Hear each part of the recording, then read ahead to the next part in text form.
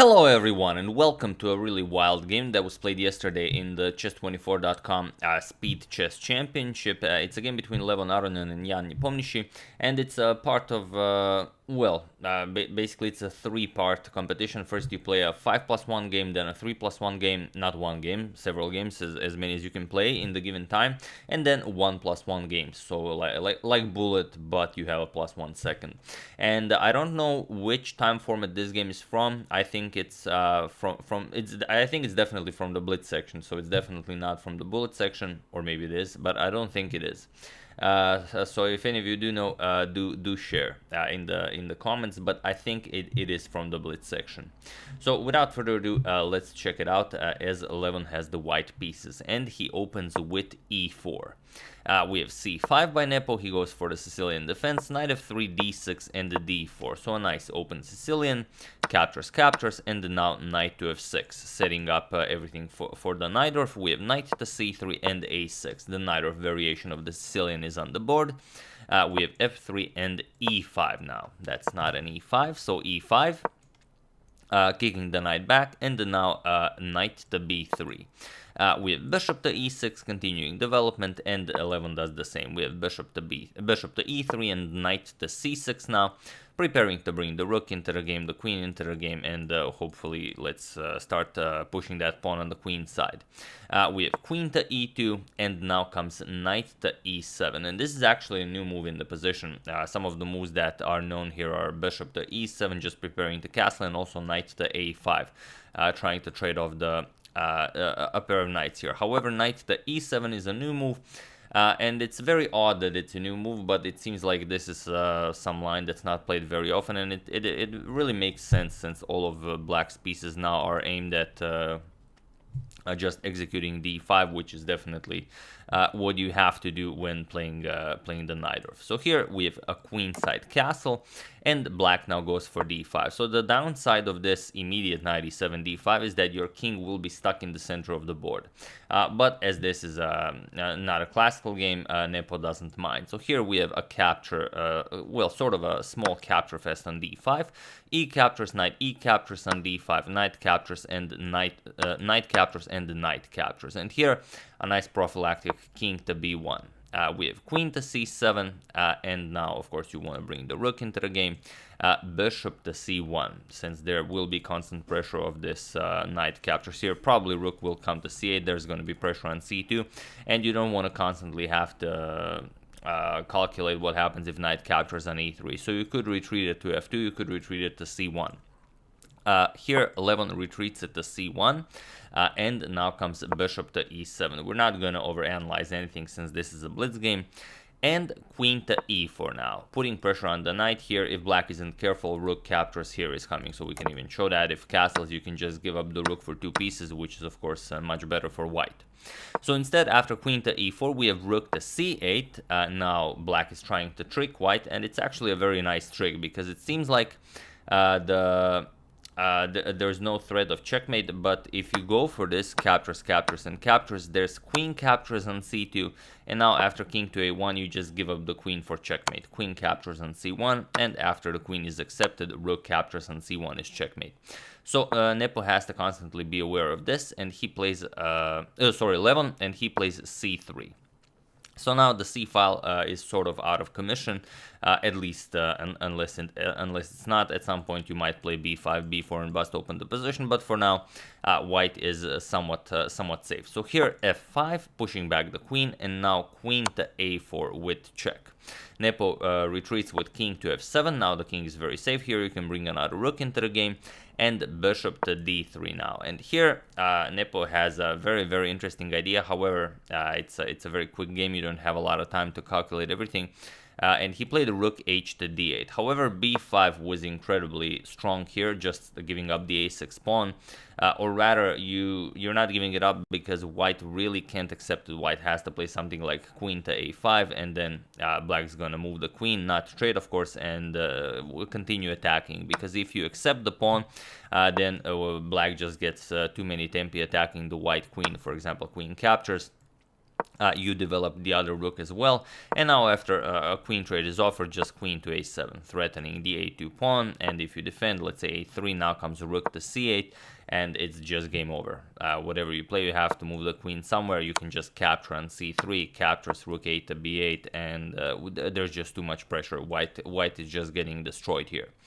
So, after b3, b5 would have been very interesting, but okay, rook h to d8, Nepo continues developing, and now comes queen to a5, offering a queen trade, and of course Nepo declines. We have queen to c6, he wants to he wants to attack this game, not trade queens, and white also has to do something. So here g4, hoping to open up the g file, and now g6. We have captures. Now the g file has been opened, and rook h to e1 now. First putting pressure on the e5 pawn, but Nepo just says, okay, there's always time to defend it. Bishop to f6, and now comes bishop to c2.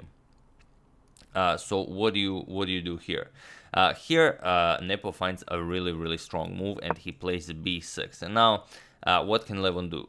You don't really have all that many good squares for the queen. Queen to a3 can come, but then just you know, pawns are marching forward. So instead he captures the pawn, but now comes knight to b4, and the queen is under attack. You have to do something about this. We have queen all the way back to f1. There are no better moves. If you go for, let's say, queen to a3 now, then just knight captures on c2 followed by rook to a8 is extremely strong. So you go all the way back, queen to f1, and now comes knight captures on c2, forcing the king to come back to the c file. King captures and the queen to a4 now, pinning the knight here and also preparing to capture the a2 pawn. And here we have queen to h3.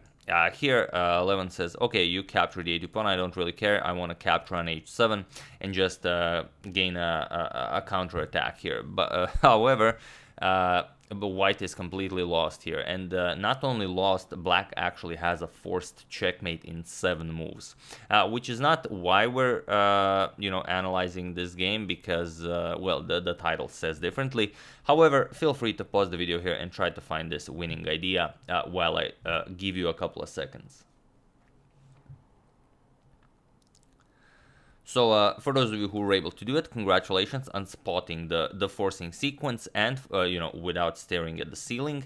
And for those of you who just want to enjoy the show, it's rook captures on c3. This is how it starts, and now the point is the rook just cannot be accepted, because if the king captures, queen c4 is mate in 1. So obviously that's not the mate in 7 we were discussing. But if b captures on c3, then we get queen captures on a2. The king of course has nowhere to go as the rook covers the entire d file. Bishop has to block, and now comes bishop captures on b3. And now the two bishops are too powerful. King to c1, bishop to g5 check ends the game. You have to block, and then bishop captures on d2, a nice double bishop checkmate. So that's not possible. You cannot capture with the king, you cannot capture with the pawn. Even though when I say it's mate in 7, that means it's mate in 7 with the absolute best possible defense that lasts the longest. However, after king to b1, now it's a different story. So feel free to pause the video once again and find the move, as this is the position from the thumbnail, while I give you a couple of seconds.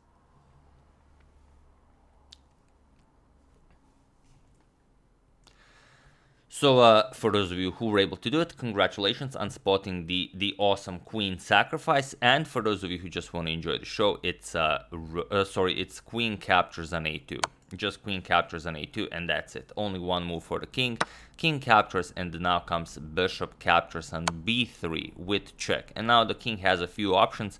You could either go to the back rank, and it's pretty much the same, either bishop to c2 followed by rook to a8, or the other way around, depending on what the white king plays. For example, if king to a1, first you're gonna check with the rook, and then after king b1, just bishop to c2 checkmate. But it's also extremely interesting what happens after this bishop captures on b3 check. What if king to a3? Then you play bishop to e7 check. Again, the two bishops are simply amazing here, and there is no move. The light square bishop covers these squares, the bishop covers this, and checks the king. So you'd have to block with the rook, only move, and now it's bishop captures on d6. So nothing to be done here.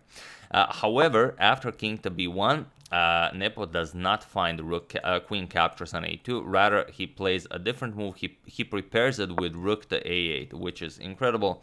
But you know, I always say it's not the moves that were played, but also the moves that weren't played that make the game very interesting.